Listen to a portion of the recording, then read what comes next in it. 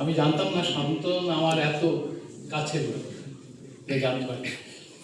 যাই হোক, যেটা বলছি, ওখানে একটা কথা লেখা আছে, long live SA DSA movement. এই কথাটা লেখাটার উপর আমি ইন্সপায়ার্ড হচ্ছি এবছর। এটা আগে লেখা থাকতো না, আমি যে কবার এসেছি এটা ছিল না। এমসিডিএসএ বা ডিএসএ এইভাবেই থাকতো। আমাদের যেটা এমসিডিএসএর যে ফরমেশনটা, এটা কিন্তু একদিনে হয়নি। ৭৭ মানে ৭৭ নয়, কিন্তু এটাই বিজ্ঞান। কিন্তু কোনো কিছু আকাশ থেকে ডুব করে পড়ে যায় না, তার একটা প্রসেস থাকে। এই প্রসেস ছিল বলেই সেই প্রসেসের মধ্যে ঢুকে এখনো এই বাচ্চা বাচ্চা ছেলে মেয়েগুলো ফার্স্ট ইয়ারে বলে গেল, নিজের পরিচয় দিয়ে গেল এই আন্দোলনের মধ্যে থেকে, এই প্রসেসের মধ্যে থেকে। সেই জন্য আমি নিজেকে গর্বিত অনুভব করছি। আর তারপরেই আমি তোমাদের সবাইকে আমি সংগ্রামী অভিনন্দন জানাচ্ছি, যেটা অনেক বলেও শেষ হয় না। এই সেই এমসিডিএসএ যাকে দেখতে চেয়েছিলাম, বা এই সেই এমসিডিএসএ যেটা তৈরি করার জন্য অনেক চেষ্টা করেছিলাম আমরা,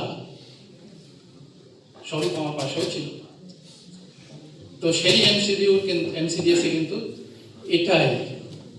আর স্বরূপ যেটা বলল ঠিকই বলেছে, যে এখানে যতজন আছে, এই এতজন নিয়ে মিটিংটা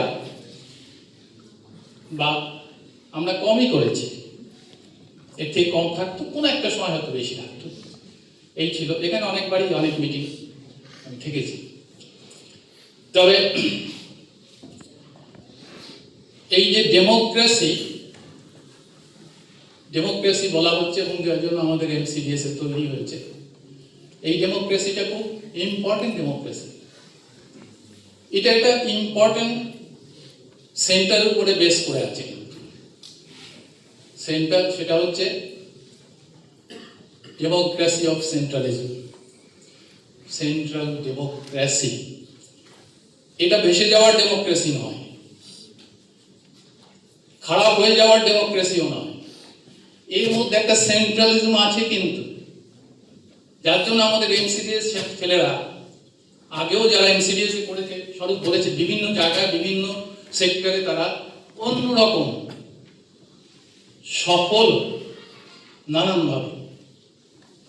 আগের বারে সে একজন লেকচার দিচ্ছিল এখানে আমাদের এমসিডিএস এর আগের বারে, সে একটা কটক না কোথায় একটা মাস্টার ডিগ্রি করছিল আর কি। তখন সেখানে যে আন্দোলন, সেখানে যে অপারেশন স্টুডেন্টদের উপরে, সেই অপারেশনটাকে অর্গানাইজ করেছিল কিভাবে, তার ব্যাখ্যাটা দিয়েছিল। এবং তার শেখাই এই এমসিডিএস এর মাধ্যমে। সে কথাও বলেছিল, যদি এমসিডিএস না করতে পারতাম তাহলে ওখানে দাঁড়াতে পারতাম না। বেঙ্গল থেকে গিয়ে সেখানে দাঁড়িয়েছিল, অবাঙালি ভাষীদের সাথে নিয়ে লড়েছিল এবং জিতেছিল। তো সেই ডেমোক্রেসি আমাদের আছে।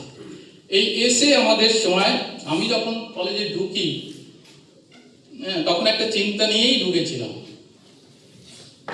কারণ তখন একটা বিরাট টার্মোয়েল ছিল, পলিটিক্যাল টার্মোয়েল। আমি যখন পলিটিক্স প্রথম করি, সেটা তোমাদের থেকেও ছোট, তখন 65-66-এ আমি বিপিএসএফ করি, আমি স্কুলে পড়ি। বিপিএসএফ ছিল বেঙ্গল প্রাদেশিক স্টুডেন্ট ফেডারেশন। তখন এসএফআই তৈরি হয়। এসএফআই তৈরি হওয়ার জন্য যে কাঠামোটা লাগে, কতগুলো স্টেটে লাগে, সেটা তখনও তৈরি হয়নি। আর আমাদের সামনে যে পার্টিটা ছিল, যেটা কমন পিপুলের জন্য লড়বে, সেটা ছিল সিপিএম। তার যে ছাত্র সংগঠন ছিল সেটা হচ্ছে বিপিএসএফ। তার আমি ক্লাসে রিপ্রেজেন্টেটিভ ছিলাম। তো সেখানে অনেক রকম, আমাদের গার্লস সেকশনটা মর্নিংয়ে হতো। গার্লস সেকশনটা লিড করতো সিপিআই, আর বয়েজ সেকশনটা লিড করতো সিপিএম। এই সিপিএমদের মধ্যে একটা ঝামেলা ছিল, সেই ঝামেলার মধ্যে ফেলে দিয়ে আমাদের পুলিশে ধরে নিয়ে গেল। স্কুল লেভেলেই সে থাকতে হয়েছিল লকআপ। তারপরে যাই হোক সে বেল পাওয়া গেল, কন্টিনিউ করলো। তখন একটা প্রশ্ন উঠেছিল সেই সময়টা, ভীষণ কঠিন প্রশ্ন, স্টুডেন্ট আমরা সব কিছু জানতে চাই। আমরা তখন যে মিছিল বের করতাম, আমি একটা কলোনির স্কুলে পড়তাম, কাঠপাতার সাউনি, খুব সাধারণ স্কুল। তো সেই স্কুলে ওই বৃষ্টি হওয়ার জন্য আমরা অপেক্ষা করতাম, বৃষ্টি হলে জল পড়ে যেত, আমরা ছুটি ডিক্লেয়ার হয়ে যেত। এরকম একটা স্কুলে ছিলাম।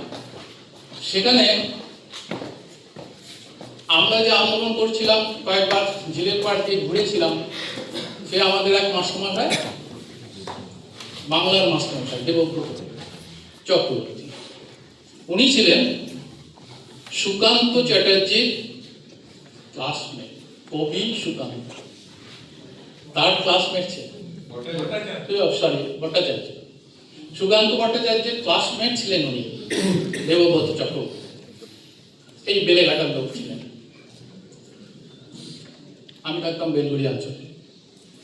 তো উনি একদিন প্রশ্ন করলেন, আচ্ছা তোমরা যে স্লোগান দিয়েছো, মিছিল করছিল, আমি দেখলাম, আমাকে দেখে তোমরা দৌড়ে দৌড়ে আবার ক্লাসে চলে এলে, আমরা তখন ধীরে ধীরে মাঝে মাঝেই মিছিল বেরিয়ে গেছি।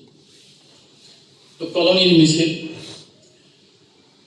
সেই স্লোগানে একটা স্লোগান ছিল, টাটা বিড়লা আভি ছাড়ো, দেশ ছাড়ো, জলদি ছাড়ো। এই স্লোগানটা একটা কমন স্লোগান ছিল। উনি প্রশ্ন করলেন, উনি আমাদের ক্লাস টিচার ছিলেন, উনি প্রশ্ন করলেন, টাটা বিড়লাকে তোমরা তাড়াতে চাইছো? হ্যাঁ স্যার, এরকম অনেকেই বলে উঠলো, আমাদের সব সমস্যার মূলে এরাই। এরকম একটা কনসেপশন তখন ওই ছোট্ট বয়সে আমাদের মধ্যে ঢুকেছিল। তো আমি আবার একটু ফটফট করে বলে দিতাম সব কিছু, কোনো কিছু লুকাতাম না। হ্যাঁ, ও চলে গেলে তো আমাদের সমস্যা মিটবে, যে ওয়ার্কাররা এরা তাদের বেতন ঠিক পাচ্ছে না, কম পাচ্ছে, তো আরো আরো অর্থনৈতিক ব্যাপারে এরা খুবভাবে জড়িত, এরা আবার আমাদের এই লটাকেও কন্ট্রোল করে। তখন এই কনসেপশনটাও ছিল, সেটা যে ভুল সেটা বলছি না, এখনো দেখছি লকে কন্ট্রোল করে। তো তিনি বলেছিলেন, আচ্ছা যদি ধরো তোমরা এইভাবে আন্দোলন করে তারপরে তোমরা পাওয়ারে গেলে, চিফ মিনিস্টার হলে পশ্চিমবঙ্গে, তাহলে তুমি টাটাকে বললে দেশ ছেড়ে দাও, তাই তো? হ্যাঁ, দেশটা ছেড়ে দাও, তাদেরকে ছাড়তেই হবে, না ছেড়লে তো উপায় নেই, কারণ আমি তখন মুখ্যমন্ত্রী বা আমরা মুখ্যমন্ত্রী। এই কথাটা বলার পরে বলতে যে উনি কি করবে জানো, তো টাটা কি করবে জানো তুমি যখন এই কথাটা বলবে? আমি না জানি না স্যার। বললো যে ও ফ্যাক্টরিটাকে লক আপ করে দেবে, বন্ধ করে দেবে, তালা দিয়ে দেবে, আর কোর্টে যাবে, কোর্টে গিয়ে প্রেয়ার করবে, মাই লর্ড আমার স্বাধীন বিজনেসের উপরে হস্তক্ষেপ করছে, আমি এখানে একজন বিজনেস